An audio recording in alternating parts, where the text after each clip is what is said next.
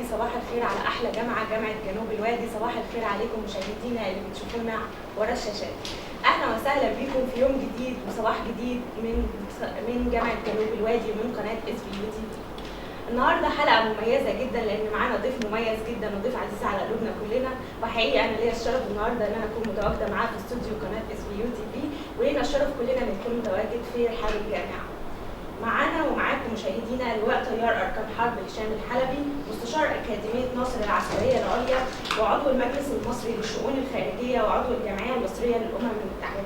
اهلا وسهلا بحضرتك. اهلا بيك، يعني شرف عظيم ليا وجودي هنا في هنا، وشرف عظيم اكتر وجودي في الجامعه. ويعني دايما احنا بننظر للصعيد كده مثال للرجوله والجدعنه وكل الصفات الجميله اللي احنا يعني دايما بتصفيها المصريين. الله يخليك. وكمان مشاهدينا معانا الدكتور محمود سيد عبد الصادق، منسق عن الانشطه الطلابيه ونائب مدير معهد اعداد القاده ابن من ابناء جامعه جنوب الوادي. اهلا وسهلا بحضرتك. اهلا وسهلا. طبعا سياده اللواء، احنا امبارح عملنا اعلان ان حضرتك النهارده متواجد معانا في الاستوديو، فكان في عده تساؤلات عن الناس وكل الناس كانت متشوقه تعرف قصه نجاح حضرتك في الطيران عموما يعني؟ الطيران عموما، قصه نجاح حضرتك بقى كلها، لان الشباب بتاخد والله هو بصوره سريعه كده. يعني كنت انا في كان الفتره اللي قبل حرب اكتوبر، وكنا الحقيقه كنا في ساكنين في مكان كان قريب من قاعده جويه. كنت دايما بشوف الطيارات والتدريبات، فكانت الحته دي كان في شعور وطني عالي قوي قبل 73 كل الشباب بتاع مصر. فكان دي البدايه ان انا كنت عايز يعني ابقى طيار يعني في إرقام الجوية المصرية. دخلت المدرسة الثانوية الجوية، وكانت البداية كانت قوية قوي. كنا بنطير على فكرة في المدرسة، يعني وأنا في ثانية ثانوي كنت بطير، فدي كانت نقطة قوية جدا إن الطالب في ثانية ثانوي يبتدي يتعلم الطيران. وكانت يعني الحقيقة كان كل الشكر والتقدير لقوات المسلحة إنها تديني الفرصة من بداية المبكرة دي. وبعدها في الكلية الجوية طرت في الكلية الجوية الحمد لله عدد ساعات كويس قوي. بعدها اتخرجت طرت مع الطيارين اللي هم كانوا حرب 73. ودي كانت نقطة فارقة جدا في حياتي، إن أنا آخد خبرات من الناس دخلت الحرب عموما يعني وخدت الخبرة العالية دي. كان ليا الشرف إن أنا أطير مع الطيار اللي وقع على الطيارة ميج 17، كان هو بيطير ميج 17 وقع الطيارة الفاركو في 73. وعدد كبير من الطيارين. استمريت درست في الكلية الجوية كمدرس طيران فترة طويلة جدا حوالي 23 سنة. اشتركت في مناورات نجم الساطع ومناورات كثيرة جدا في القوات الجوية، وبرضه عملت في أجهزة القيادة في اللي هي الخاصة بالتخطيط العمليات والتدريب على الهجوم الجوي. وبعدين درست في برضه تأهيل كتير سواء دورة أركان حرب في مصر وفي أمريكا، وخدت زمالة أكاديمية ناصر. وحاليا مدرس في أكاديمية ناصر العسكرية العليا، بدرس استراتيجية وأمن قومي. ده بس شورت بريف كده عن مش عايز اتكلم عن نفسي. لا الناس والله متشوقه انها تعرف عن حضرتك اكتر، ده حاجه بالنسبه لنا حافز للشباب. طبعا يعني اللي انا بقوله يعني لو خلي عندك اراده وتصميم على الهدف اللي انت دي رسالتك للشباب. دي حتى لو انت مش قادر تحدد هدف، استعين بحد ذو ثقه يقول لك تحدد هدف ازاي. يعني حتى لو حتى مش هيجي ان انا مش قادر احدد هدف او الموضوع بالنسبه لي مش واضح قوي، استعين بالوالد بالوالده بحد من اساتذتك يكون ذو ثقه بالنسبه لك، وخد ودي معاه. هتلاقي نفسك انت في امكانيات عاليه جدا جواك، انت يعني لسه ما كنتش بس خلي عندك اصرار على تحقيق الهدف، ودايما يعني البناء بيه سنه سنه وبالتدريب يعني والبناء اللي على ارض القويه زي ما هو بيستمر. طيب حضرتك بما انك بتوجه رساله للشباب دلوقتي، فتحب تقول لهم ايه وشايف ايه دورهم بقى في الانتخابات السياسيه اللي هي الانتخابات البرلمانيه المشاركه؟ خليني اتكلم برضه بصوره علميه.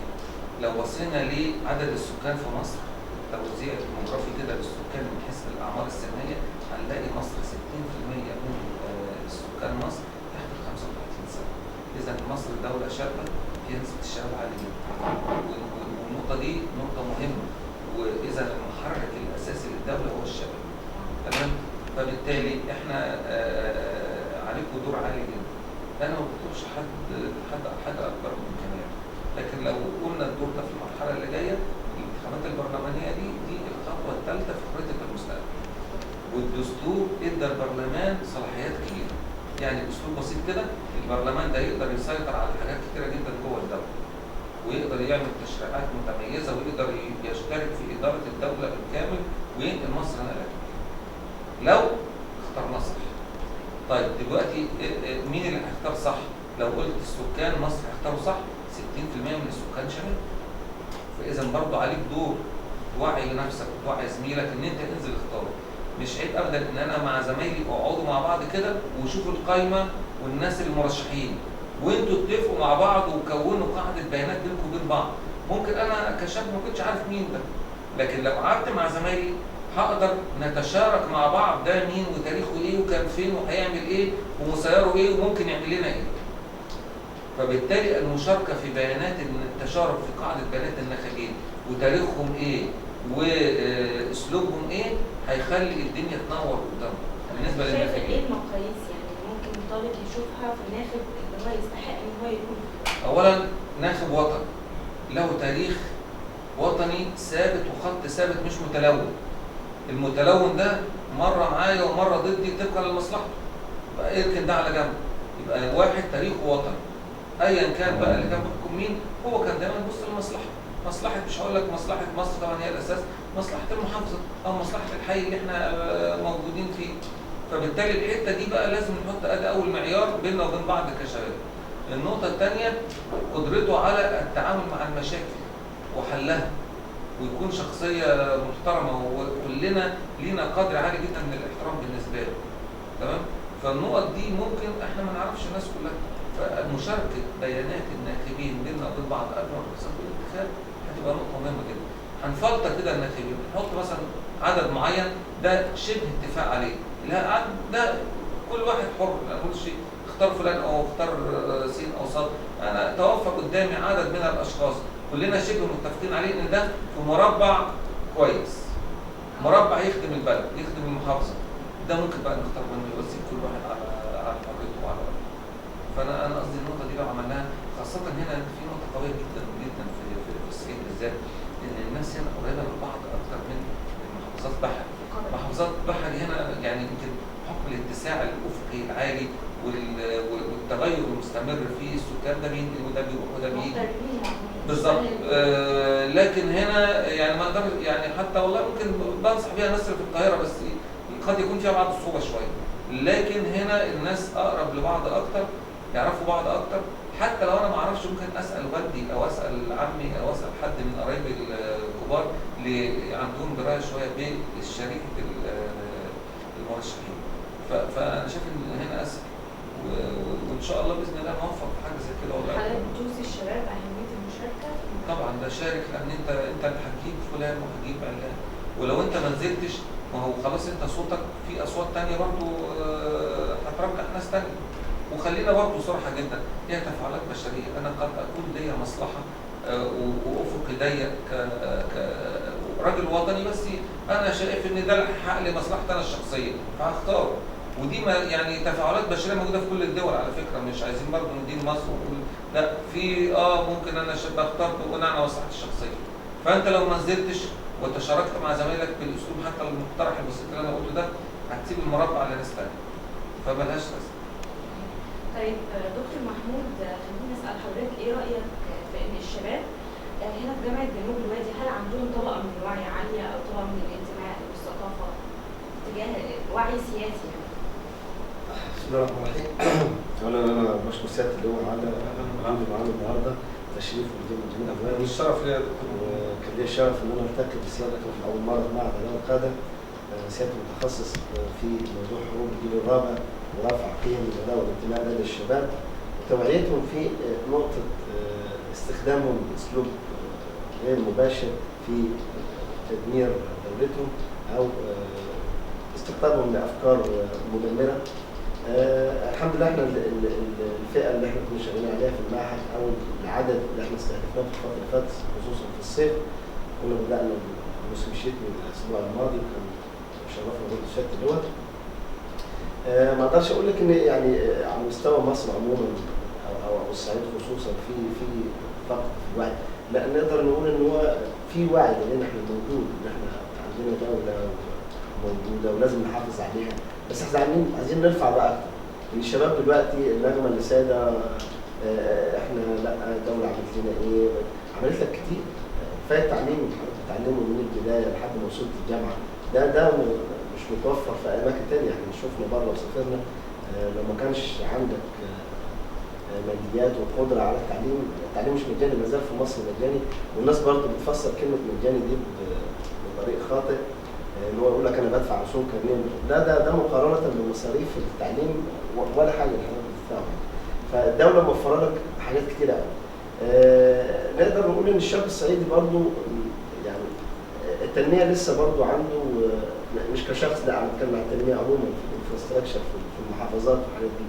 وده طبعا يعني اعتقد ان سياده الرئيس بيقول اهتمام كبير قوي للصعيد في الفتره القادمه من ناحيه المشروعات القوميه، ومن ناحيه دمج لهم عموما في المشروعات القوميه وفي الشغل وفي فرص العمل، لان برضه الوضع في المحافظات والاقاليم الاخرى في فرص عمل كثيره لقربهم من العاصمه. لكن الشباب عندنا برضه بيحاول وبيجتهد، واعتقد ان هم برضه منتمين لمصر انتماء كبير جدا، وده لا ينقص من وطنيتهم شيء. طيب دكتور سيد اللواء، حضرتك عندك زي ما قال دكتور محمود عندك يعني بتدي محاضرات في حروب الجيل الرابع، واكثر من ندوه القيتها في معهد اعداد القاده. ايه نصيب بقى ابناء الصعيد من المحاضرات دي، خصوصا ان احنا بنبعد كتير عن العاصمه؟ والله هو كان طبعا ليهم نصيب من ان هم كان في جزء منهم مشارك في المعهد الحقيقه معهد اعداد القاده من المعاهد المحترمه، والقائمين عليه ناس وطنيين جدا، وناس يعني الحقيقه انا شفت ان انا اعرفهم، يعني ما كنتش الحقيقه متخيل ان هذا المعهد بهذا الرقي وهذه الاداره المحكمه، وان هو متشارك مع في كل جامعات مصر. فكانت نقطه كويسه ان جزء كبير من الجامعات كان موجود. النقطة الثانية طبعا أنا تحت أمر جامعات مصر، وخاصة جامعات جنوب الوادي وجامعات الصعيد كلها. يعني دول يعني مش عايز أقول حاجة، الواحد بيبقى سعيد سعادة غير طبيعية إن هو بيجي هنا جامعات الصعيد. بحس يعني فعلا إن الدارسين عايزين يعرفوا وشغوفين جدا. ودايما أنا بقول إيه، هو السؤال البسيط قوي، إيه شكل الصراع المستقبلي؟ بالراحة كده. يعني دايما أي دولة عايزه تعرف ايه اللي بيهددها عشان تتجنبها. طيب كانت التهديدات اللي جايه او اللي فاتت يعني اللي بتيجي تهديدات مباشره مختلقه، عدو قوات مسلحه اسرائيليه ايا كانت مختلقه الحدود عشان تحتل جزء من الدوله. السؤال، هل ما زال الصراعات المستقبليه بالمنظر ده ولا اتغيرت؟ واذا كانت اتغيرت ايه شكلها؟ واذا كانت ايه شكلها؟ هل انا مستهدف ليا دور ممكن اكون مش واخد بالي وانا جزء منها؟ طب اواجهها ازاي؟ هي الحته دي مهمه جدا. والا لان للاسف الشديد ان شكل الصراعات المستقبليه كلها بتستهدف المجتمع المدني. يعني كلها سبب قوات مسلحه وبيستهدف المجتمع المدني. بالظبط، ما بقاش مستهدف القوات المسلحه بصوره مباشره. بالظبط كده، اصبحت تستهدف القطاع المدني. ايه المشكله في القطاع المدني؟ المشكله القطاع المدني ما عندوش الاليه لرصد هذه الصراعات ورصد هذه الاشكال الجديده. فبالتالي لما توجه له شكل جديد من اشكال الصراعات فهو ممكن ما ياخدش باله منها، وممكن يبقى جزء منها، وممكن بالظبط. وده اللي بيفسر لنا ان دول ازاي في خلال 3-4 سنين وقعت. 3-4 سنين في عمر الدول ده ثواني في عمر بني ادم. يعني ايه دوله زي العراق وزي سوريا تقع في 3-4 سنين؟ ده دول ذات حضاره وتاريخ، يعني تاريخها زي تاريخ مصر كده، فيها حضاره عميقه ضاربه بذورها في اعماق التاريخ. ازاي تقع؟ ازاي ينخدعوا؟ ما كانش ليه حد عنده يوعيهم مثلا. فبالتالي النقطه دي في منتهى الاهميه. اهميه القطاع المدني اهميه خطيره جدا، لان الدوله لها مكونين رئيسيين، القطاع المدني والقوات المسلحه. اللي يقع فيهم يقع على التاني. وندي مثال برضه كده عشان ما نبقاش الكلام نظري. الاتحاد السوفيتي السابق كان عنده قوات مسلحه باعلى معايير القوات المسلحه الموجوده في العالم. عنده مصانع سلاح، يعني مش هستورد من بره. عنده نووي، إذا ده بيعلي القوات المسلحة إلى مستويات عالية جدا. طلع الفضاء، طب عايز إيه أكتر من كده؟ ومع ذلك لما القطاع المدني وقع الدولة كلها. فبالتالي النقطه دي مهمه جدا ان احنا نوعي الشباب، وزي ما قلنا الشباب منتهى الاهميه ان احنا نوعيه ونروح له لغايه عنده، يعني ما ونفهمه باي اسلوب وبكذا اسلوب، لان 60% من سكان مصر قلنا شباب، فبالتالي لازم الشباب يتوعى، لان شكل الصراع ده القوة الأساسية بالظبط هم القوى الاساسيه زي ما حضرتك اتفضلتي. وان احنا لو اتسابوا للاسف ان دلوقتي العالم مفتوح كله على بعض بحكم التكنولوجيا وبحكم الانترنت، فبالتالي الافكار اللي جايه من بره افكار كتيره جدا ومتنوعه. حضرتك شايف ايه شكل بقى الصراع؟ الشكل الصراع هو دايما عايز يتجنب الدخول في مواجهه مباشره مع قوات مسلحه. قوات مسلحه ضد قوات مسلحه ده الاسلوب التقليدي، فبالتالي ده اسلوب مكلف، اسلوب ليه مشاكله ما بعد الحرب.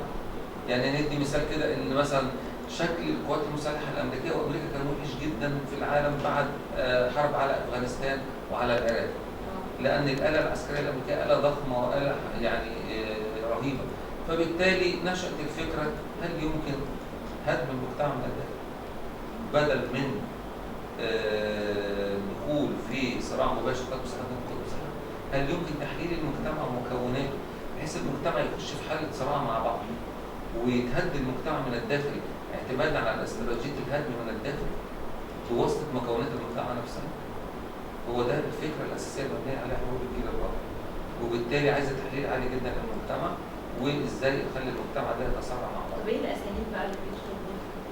في اساليب كتيره جدا، اهم هذه الاساليب طبعا الحرب النفسيه، ان انا دايما افقد المجتمع والشباب عموما قدرته على تخطي المحن والعقبات والصعوبات. نقول برضه مثال، لو قلنا ميزه واحده في المصريين، مش هقول مميزات كتير، ميزه في المصريين في مميزات كتير، لكن لو اهم ميزه قدرتهم العاليه جدا على تخطي الصعب والمحن. تاريخنا بيقول كده، يعني مش كلام ينشأ. أسوأ حاجه تتعرض ليها دوله في التاريخ انها تحتل بدوله ثانيه. في أسوأ من كده؟ احتلنا من ايه؟ من الفرنساويين ومن الانجليز ومن دول كثيره طردناهم. يعني ابائنا واجدادنا طردوا دول عظمى، انجلترا وفرنسا، اذا احنا نقدر. فهو عارف كويس قوي ان انا لو بصيت في تاريخي ورا، طالما هو اجدادنا عملوا كده يبقى انا اقدر اعمل كده. فبالتالي دي نقطه مهمه جدا، ان ما يفقدنيش قدرتي على تخطي الصعب والمحن. دي طبيعه مهمه وموجوده في الشعب المصري. ما فيش شعب في العالم وهو بيحارب الارهاب بيفرق قناه السويس، ما حصلتش. فبالتالي الحرب النفسيه ليها اهداف كثيره، انا شايف ان ده اهم هدف. الحرب النفسيه احد الادوات. ادوات اخرى زي الارهاب. الارهاب الموجود شكل مختلف شويه عن الاشكال اللي كانت موجوده قبل كده في التسعينات. الارهاب جماعات ارهابيه عايزه تاخد جزء من الدوله، تستقطع جزء ولو صغير، تبني عليه قاعده ارهابيه تحت مسمى دينيه خاطئه، وبعدين تنتشر من خلال هذه قطعه الارض الى قطعه ارض ثانيه وثالثه تتوسع فيها. عشان كده لما شفنا العمليه اللي كانت في الشيخ زويد اللي كانوا هيموتوا الارهابيين عشان يعني ياخدوا الشيخ زويد، دي قريه صغيره من يعني مش حاجه كبيره، لكن كرمز ان يرفع عليها علم ومش عارف ايه وبتاع وكذا. فالارهاب احد الادوات حروب الجيل الرابع، والارهاب له دعم خارجي. عشان كده بنلاقي الارهابيين دايما معاهم اسلحه اكبر من امكانيات اسلحه الجيوش. تمام؟ المظاهرات برضو احد الاساليب الرئيسيه لحروب الجيل الرابع. بمعنى هو الدستور بيكفل حق التظاهر وده ما فيهوش حاجه، لكن بيخلي المظاهره لما تطلع ناس تموت جوه المظاهره، ودايما يستهدف ناس يكونوا محترمين وابرياء. وبالتالي لما يموتوا، مين المتهم الاساسي في قتل الناس دول؟ جيش والشرطه، ما دول اللي معاهم سلاح جوه الدوله. فبالتالي يحصل احتقان ما بين القطاع المدني وبين الجيش والشرطه، احتقان ما بين الناس واللي بيحموهم، ما الشرطه بتحميهم داخلي والجيش بيحميهم خارجي. هذا الاحتقان يفضل بقى مستمر بصوره عاليه جدا. احنا مش احنا اللي ضربنا، ده الذخيره دي مش عندنا، ده العيار ده ما بنستخدموش، تعالوا شوفوا دفاتر السلاح، ويفضل الاحتقان ده موجود. كل ما تهدى العمليه يطلع مظاهره ثانيه باساليب جديده وناس تموت جوه المظاهره. برضه لو ادينا امثله، بنت زي شيماء الصباغ الله يرحمها، في بنت مصريه زي ايه اللي موتها في المظاهره؟ واحد مثلا زي الله يرحمه الشيخ احمد عفو، ده راجل من الازهر رايح يصلح، يعني لا ليله في دول ولا في دول، وفي عرف اللي بيصلح في مصر وفي المنطقه العربيه كلها انه مؤمن. يعني انا لما اروح اسال بين اثنين، فالاثنين دايما ما حدش يعني بيضايقني، وكلهم يعني بيحترموا مجيي حتى انا مش معلول يتقتل. فبالتالي النقط دي مهمه جدا، اضافه الى الارهاب والحرب النفسيه واستغلال الاحداث والمظاهرات واستغلال كل المشاكل اللي جوه المجتمع. يعني دايما عايز يضخم في المشاكل اللي جوه المجتمع بصوره عاليه جدا، ويفقد المجتمع دايما ان هو يقدر يتقدم ولو سنتي واحد قدام. عشان كده الحرب النفسيه دي مهمه جدا، والاعلام ليه دور عالي قوي فيها. ان هو دايما يعني انا برضو هنا يا ريت والجامعه تكون ليها دور تنويري. كل ما نسمع اشاعه، احنا عندنا اساتذه في التخصص، يعني سمعت اشاعه في اتجاه مش عارف في قناه السويس، عندي هنا من الاساتذه في كليات معينه يقدر يقول لي لا ده القناه دي كذا وعمقها كذا واتعملت كذا يعني، وبالتالي انا هاخد الكلام ده وانشره هنا على محطه الجامعه، او انشره حتى على صفحتي على الفيسبوك، ولا اقول لزمايلي. عندنا اشاعات اجتماعيه، عندنا اشاعات في مجالات كثيره. اخر الاشاعات بيشككوا في ان مقعد مجلس الامن ان هو يعني كان مقعد شاغر فاضي، وبعدين قالوا لمصر تعالوا خديه. ما يعرفوش ان الموضوع في آلية للتصويت، والآلية حتى سرية تماما، وان مصر يا ريت توضح لنا اكتر الموضوع ده عشان نرد على الشائعة. يعني طبعا مجلس الامن هو فيه 15 مقعد او 15 دوله مكونين لمجلس الامن، 5 منهم دائمين. دول ما بيتغيروش خالص، اللي هم طبعا امريكا وروسيا وانجلترا وفرنسا والصين. وده طبعا شيء من ده عدم عدل في مجلس الامن، عشان برضه يعني بالمناسبه يعني كده تركيبه مجلس الامن تركيبه غير عادله، لانها لا تعتمد على مبدا التساوي بين الدول. يعني ليه دول دائمين و10 بيتغيروا كل سنتين؟ مش عادل برضه. والخمسه الدائمين دول لهم حق الاعتراض على بقيه الاصوات. يعني لو قلنا كده، لو ال 15 دوله 14 منهم اجتمعوا على حاجه، المجتمع لو دوله من اللي ليهم حق الاعتراض تفشل الايه؟ ال 14 صوت التانيين. فده برضه مع عدم عدل. بس انا لازم اخوض، يعني ما اسيبش المجتمع الدولي كده لكل القوى تشتغل فيه. العشرة بقى اللي بيتغيروا دول بيتغيروا كل فتره. فبالتالي بتترشح الدول معينه، لما يجي دول تنهي فترتها السنتين بتوعها، دول ترشح نفسها، وبالتالي يتم التصويت على هذه الدول من كل دول العالم ال 193. فبالتالي الموضوع آلية جوه الامم المتحده. بالظبط كده، مصر واخده 179 صوت من اجمالي ال 193، وده رقم كبير مش رقم قليل. ميزه المقعد في مجلس الامن دي المره الخامسه مره تاخد فيها مقعد في مجلس الامن. ميزه الفتره دي فتره في منتهى الحرج للمنطقه الكامله. طب هو ان مصر تاخد عضويه في مجلس الامن لمده سنتين، ده هيعود علينا في ايه بقى؟ ده هيعود علينا اولا، هو هيعود على مصر بحاجات، وهيعود على الدول العربيه والدول الشرق الاوسط بحاجات. اولا هو قبل ما يعود على مصر فهو ثقل لمصر. يعني ده زي ما نقول كده صك جيد وعلامه طيبه جدا ان مصر لها دور اقليمي موجود والعالم حس بيه. ف 179 دوله من دول العالم وافقت ان مصر تخش تاخد المركز. فدي نقطه تبان ثقه لمصر. احنا دلوقتي عندنا ارهاب موجود في مصر وموجود في المنطقه، فبالتالي انا لما ابقى ليا مقعد في مجلس الامن اقدر اسير المواضيع دي بصوره مباشره في مجلس الامن.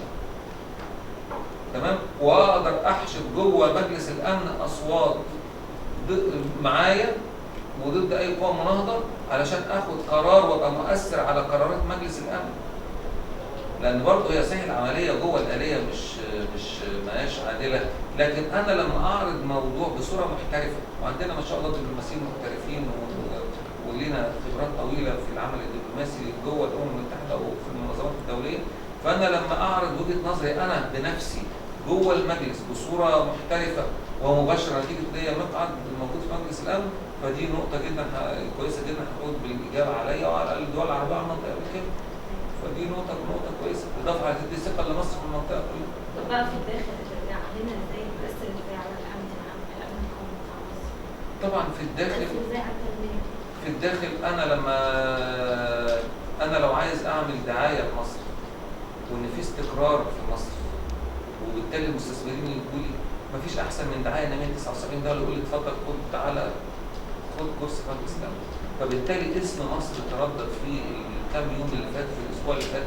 لو جبنا اكبر شركه بتاعه تسويق لاسم مصر مش هتعمل قد ما اللي اتعمل، وانها تاخد مقعد في مجلس الامن وتشاف من الدور بالكامل على جميع الفضائيات بس مباشر في مجلس الامم المتحده هذا الموضوع.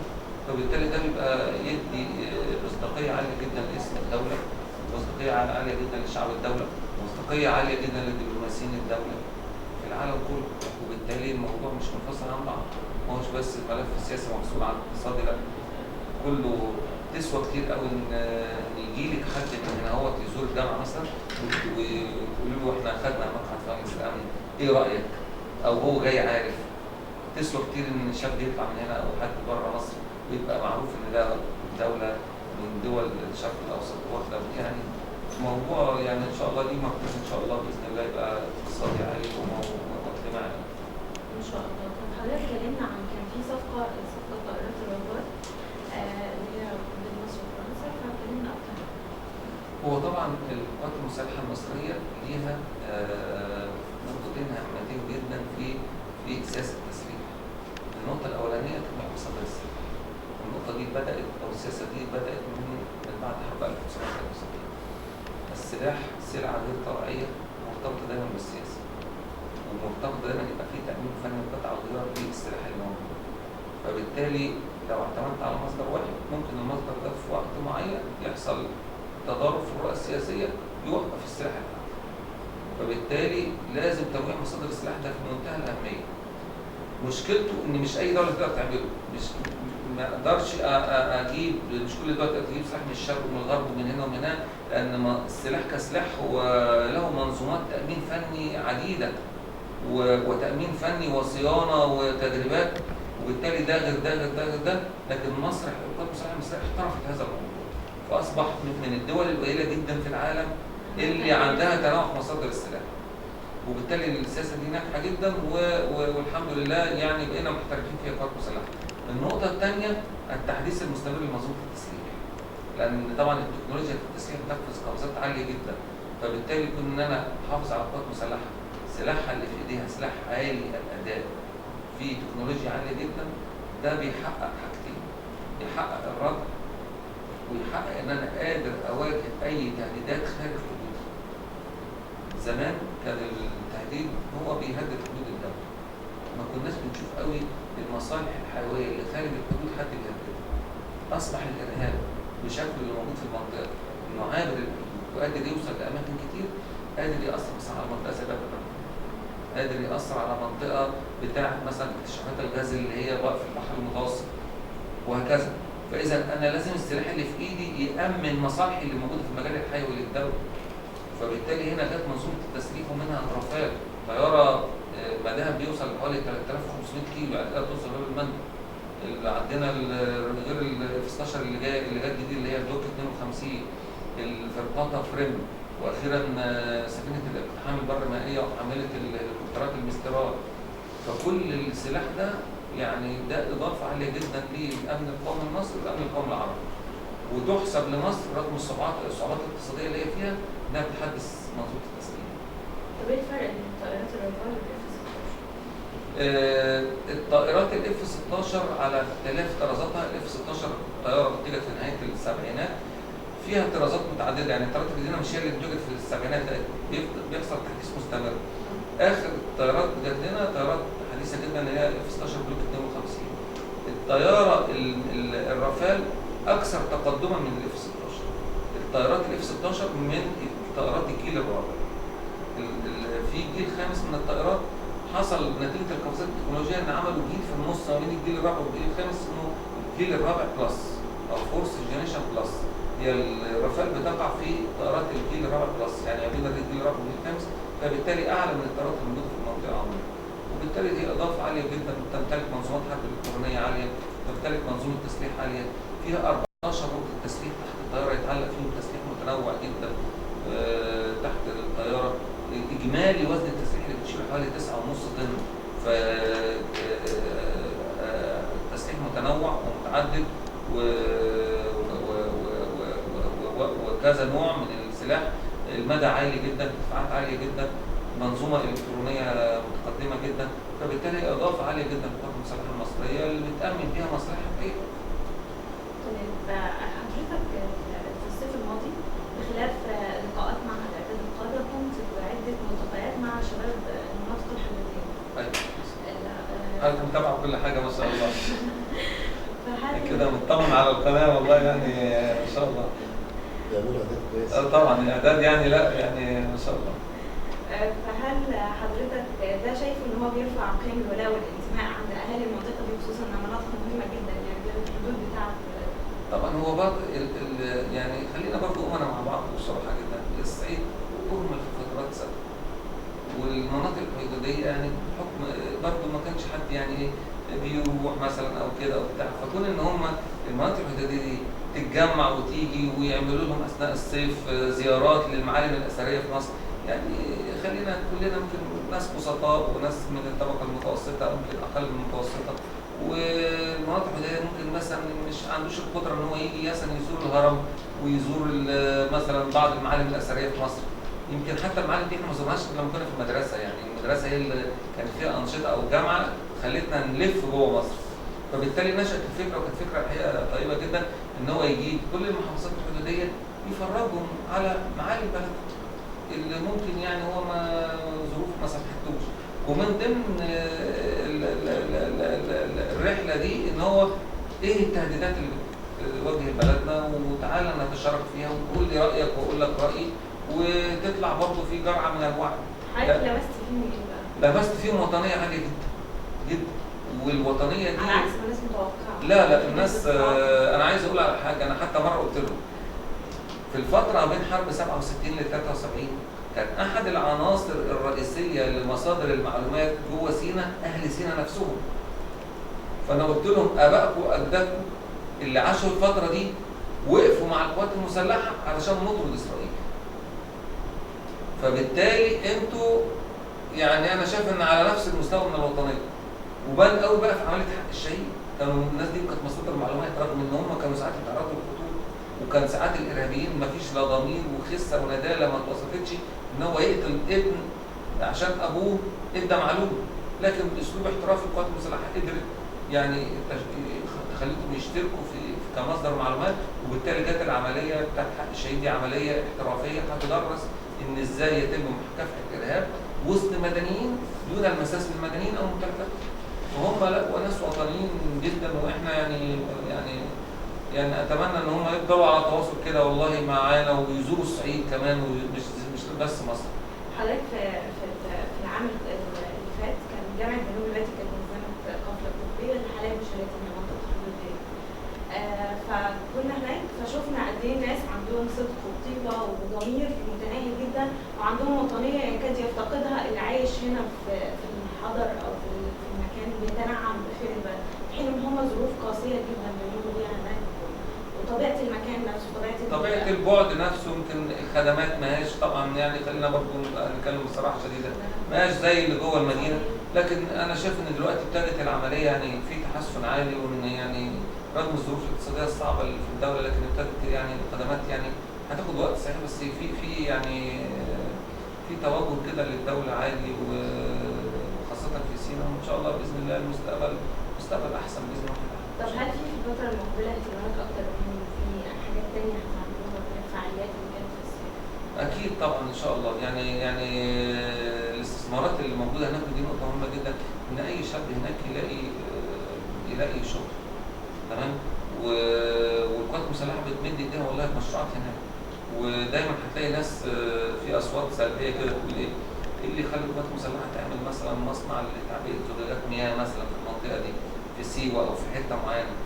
فانا يعني والله الرد واضح اساسا ان عشان مستثمر يقوم حسب المكان ويطلع المنتج ده هيطلعه بسعر عالي جدا نظرا لبعد المسافه، ونظرا لان هو عمال ما ينقل الخامات وينقل الحاجات وينقل العاملين، فبالتالي السعر مش هيبقى سعر تنافسي خالص، ده ممكن يخسر فيه. فبالتالي لو الاماكن دي اتثابت في حد تاني ممكن يمد ايده، فبالتالي احنا القوات المسلحه بتروح هناك عبال ما المستثمر يروح بتبني مصانع طبقا لاحتياجات المنطقه وطبقا للحاجات المواد الخام اللي في المنطقه. هم برضه اوصوا قالوا ان القوات المسلحه بتدعمهم كتير وتوفر لهم حاجات كتير بتساعدهم. انا اتمنى والله ان المستثمرين يعمل هناك بعض المشروعات حتى لو مش هيكسب فيها، معلش يعني دي بلدنا. انا عارف ان والله كاستثمار، ويعني برضه خلينا نقول الحقيقه، كاستثمار ان انا اروح اعمل معاك هناك مشروع استثماري ممكن ما اكسبش فيه نظرا لبعد المكان وان انا هنقل ناس او هنقل او هعمل، لكن برضه يعني دي بلدنا برضه.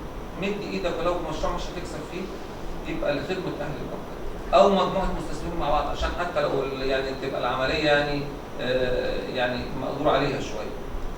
مش ما نسيبش الموضوع بس للقوات المسلحه، لكن هم ناس وطنيين واحنا يعني ايدينا في ايديهم على طول الخط. ويعني والحمد لله ان انتوا كجامعات بتتحركوا وتدخلوا برضه ما يحس ان في جامعه بتتحرك وتروح له، يحس ان الناس التواصل ده في منتهى الاهميه.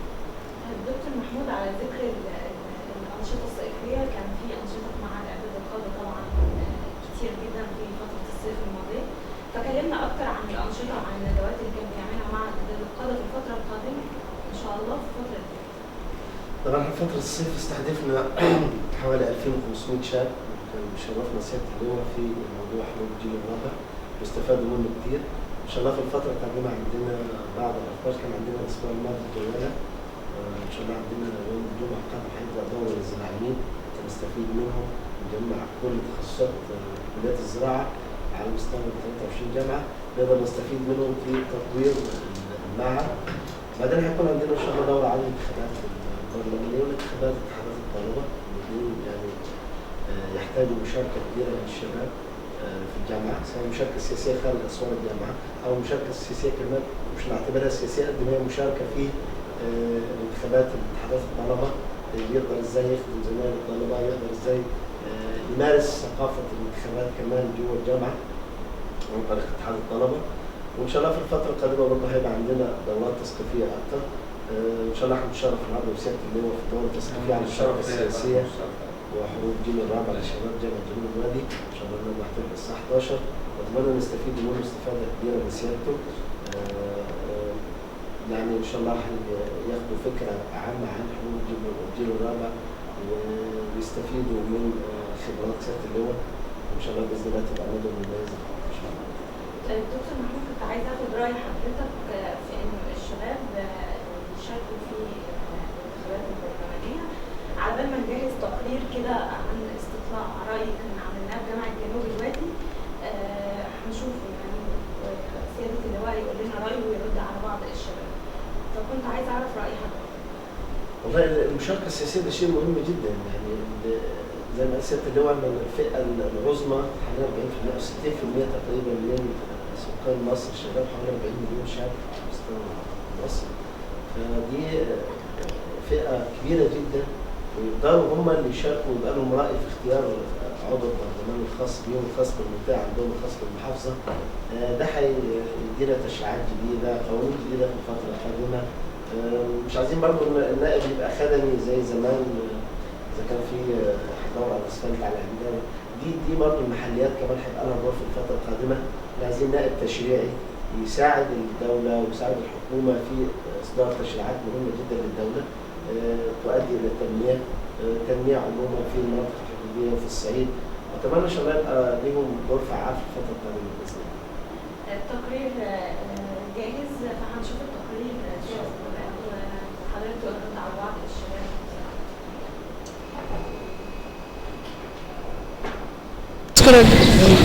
صديق قناة محمود. قول لي صديق، ايه رأيك في الانتخابات البرلمانية؟ هو حاليا احنا دلوقتي يعني ان شاء الله دي يعني بداية حلوة للفترة اللي احنا فيها حاليا. يعني احنا دلوقتي الحمد لله تم انتخابات الرئاسة، دلوقتي داخلين على الانتخابات البرلمانية ان شاء الله نتمنى انها تعدي على خير باذن الله، لان احنا دلوقتي عايزين استقرار في البلد، بنسعى للاستقرار. فان شاء الله يعني نتمنى ان الكل يشارك، ما فيش تخاذل.